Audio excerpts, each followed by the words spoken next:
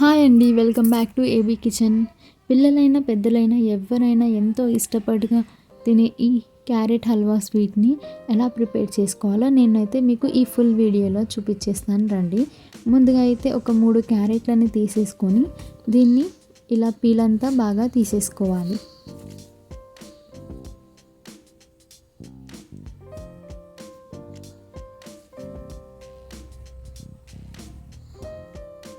ఇలా పీల్ అంతా తీసేసుకున్న తర్వాత దీన్ని ఒకసారి నీట్గా వాష్ చేసేసుకోవాలి. వాష్ చేసుకొని మీకు వీలైనంత చిన్న సైజులో ముక్కల్ని వీటిని కట్ చేసేసుకోవాలి.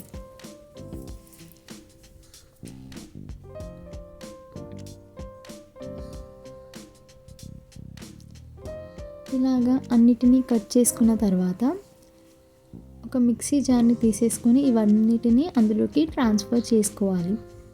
ఇలా అన్నిటినీ వేసేసుకున్న తర్వాత అందులోకి 1 నుంచి 2 కప్పుల వరకు వాటర్ని కూడా యాడ్ చేసుకొని మెత్తగా గ్రైండ్ చేసుకోవాలి. ఇలా స్ట్రైనర్ సాయంతో అందులో ఉండే జ్యూస్ని అంతా సపరేట్ చేసుకోవాలి.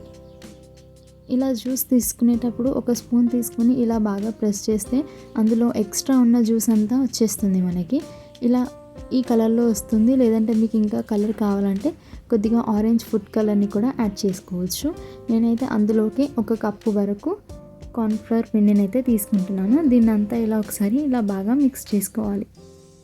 ఇలా మిక్స్ చేసుకొని పక్కన పెట్టుకోవాలి. స్టవ్ ఆన్ చేసుకొని ఒక కడాయి పెట్టేసుకొని అందులోకి అయితే నేనైతే 1 కప్పు వరకు షుగర్ని అయితే యాడ్ చేసుకుంటున్నాను.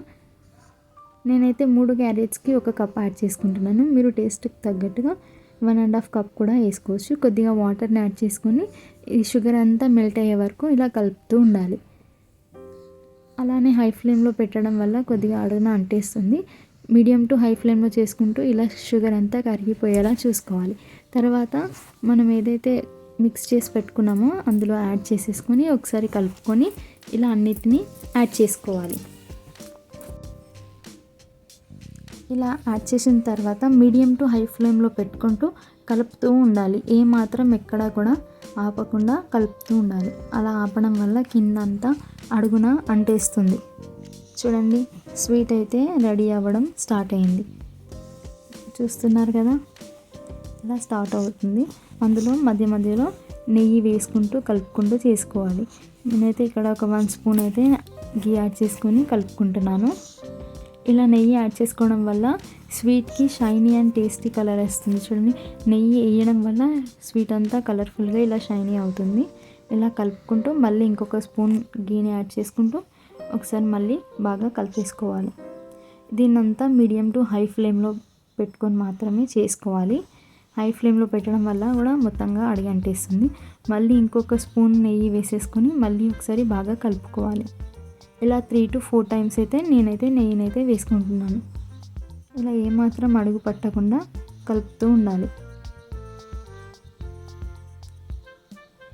చూడండి, ఇక్కడైతే ఫైనల్గా స్వీట్ ఫామ్ అయ్యేది కూడా నేను మీకు చూపిస్తాను. అప్పుడు ఇది ప్యాన్ నుంచి సపరేట్ అయిపోతుంది. అప్పుడే ఇది స్వీట్ రెడీ అయిందని మనకి తెలిసిపోతుంది.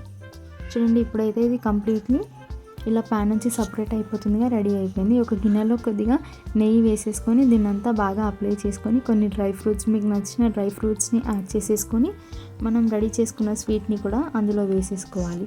వేసేసుకొని ఒకసారి ఇలా బాగా సెట్ చేసుకొని ఒక 1/2 అవర్ పాటు ఇది కంప్లీట్లీ కూల్ అయ్యే వరకు పక్కన పెట్టేయాలి. ఇది ఎక్కువ టైం కూడా తీసుకోదు, తొందరగానే రెడీ అయిపోతుంది.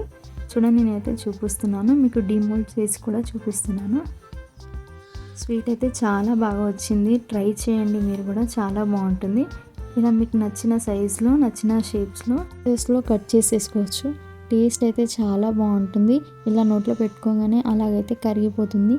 ఈ స్వీట్ చేయడానికి మనకైతే పెద్దగా అంత టైం కూడా ఏం పట్టదు. సింపుల్ ఇంగ్రీడియంట్స్, మన ఇంట్లోనే ఉండే ఇంగ్రీడియంట్స్తో చాలా బాగా చేసేసుకోవచ్చు. పిల్లలైనా ఎవరైనా చాలా ఇష్టంగా తింటారండి. ట్రై చేయండి. ట్రై చేసి ఎలా వచ్చిందో నాకైతే కామెంట్స్ బాక్స్లో కామెంట్స్ని అయితే షేర్ చేసుకోండి.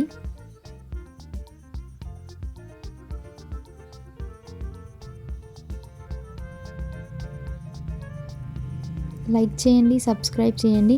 ఇలాంటి మరిన్ని మంచి మంచి వీడియోస్ కోసం నా ఛానల్ అయితే సబ్స్క్రైబ్ చేసుకోవడం మర్చిపోకండి. Thanks for watching.